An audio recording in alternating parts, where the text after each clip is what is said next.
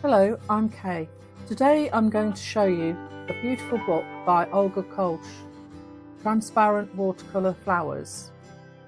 The book is published by Search Press and it's currently number 17 in Amazon bestsellers list for watercolour painting books.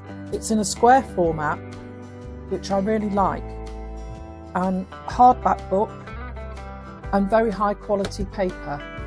It's a really pretty book that's just lovely to hold and browse through. We have the contents page with three main sections: introduction, getting started and projects. In the About Me section, Olga tells us that she began painting in the evenings as an escape from her marketing job, and initially her work was quite tight and aligned with traditional botanical illustration. But over the years, Olga has developed her own techniques and unique style, and now paints in a spontaneous, loose way using transparent watercolours. In the Getting Started chapter, Olga talks about paint and equipment and emphasises that in order to carry out this transparent technique, it's crucial that you avoid opaque watercolour paints. Watercolour paints are either transparent or opaque. Paint manufacturers always indicate the transparency and opacity of their paints in the product descriptions.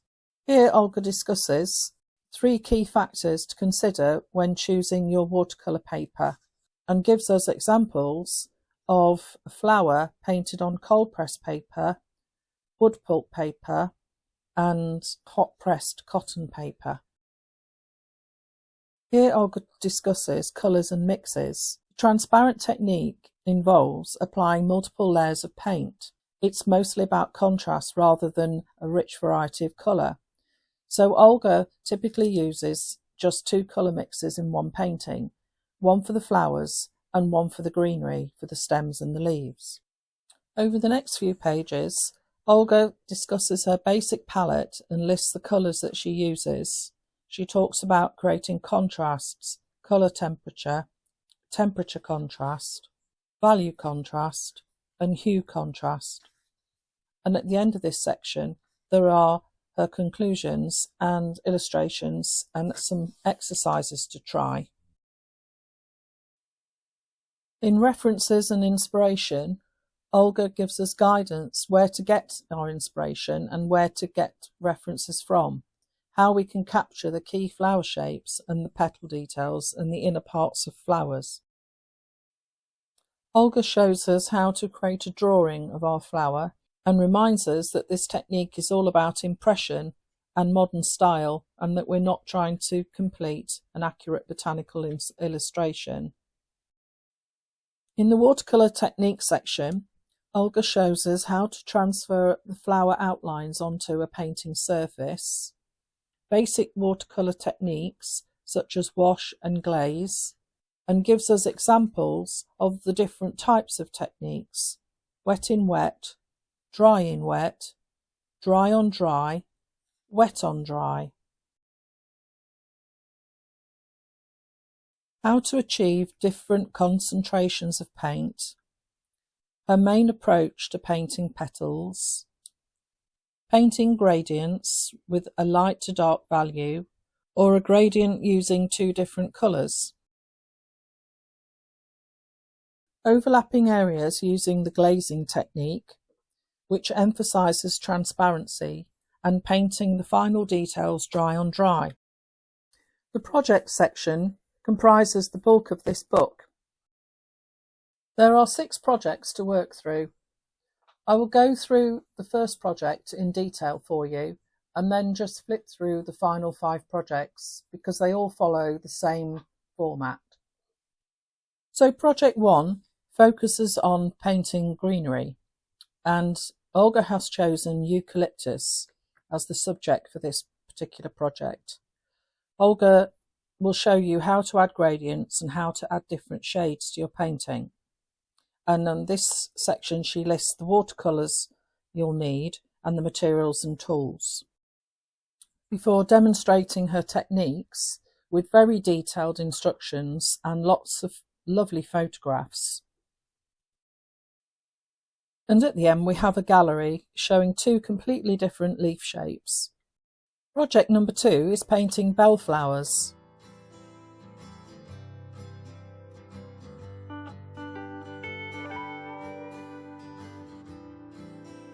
And at the end we have a gallery, which I think the paintings here are just beautiful.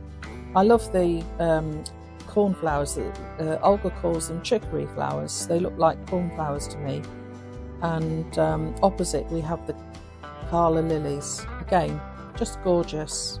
Project number 3 is magnolia. We have the colours Olga selected and how she paints all the petals, a layering technique and adding the greenery. And once again, at the very end, we have a magnolia inspired gallery. Project 4 is painting iris inspired flowers. Olga says they remind her of butterfly wings.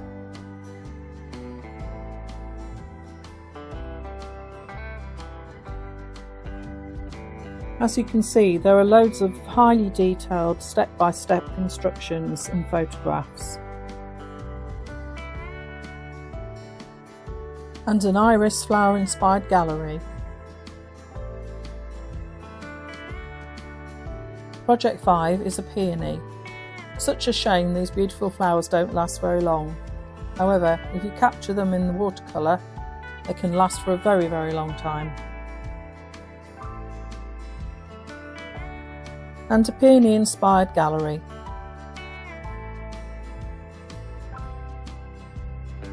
The final project is painting a rose, and at the very end we have a rose inspired gallery.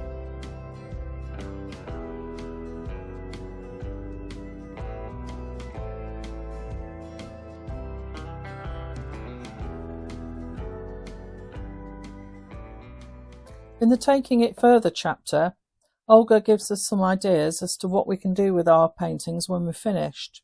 We can frame them, we can even have our illustrations printed onto fabric, and I have actually put 2 links below in the description to companies that will print your artwork onto fabric. Can you imagine how wonderful that would be? We can also make them into cards. We could either just paint originals, or we could have use our original artwork and have the cards printed. In the very last 3 pages of the book, Olga has given you some outline drawings to trace, so you don't need to worry about drawing before you have a go. These outline drawings would be really good just to practice the techniques with, and Olga has given you 1 for each project. We've now come to the end of the book. My conclusion is this is absolutely delightful.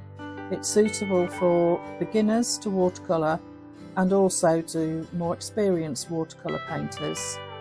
What I like about the book is it's different. It's a different technique. It's not something that you see very often, and to have a single book dedicated to it I think is really helpful. I recommend this book. I think it would be a valuable addition to anybody's collection. I hope you've enjoyed my review of how to paint transparent watercolour flowers. In the description below I've put a link to Olga's website and also to her own YouTube channel where she has lots and lots of tutorials. In addition, I've put links to 2 companies that I'm aware of that will actually print your art onto fabric.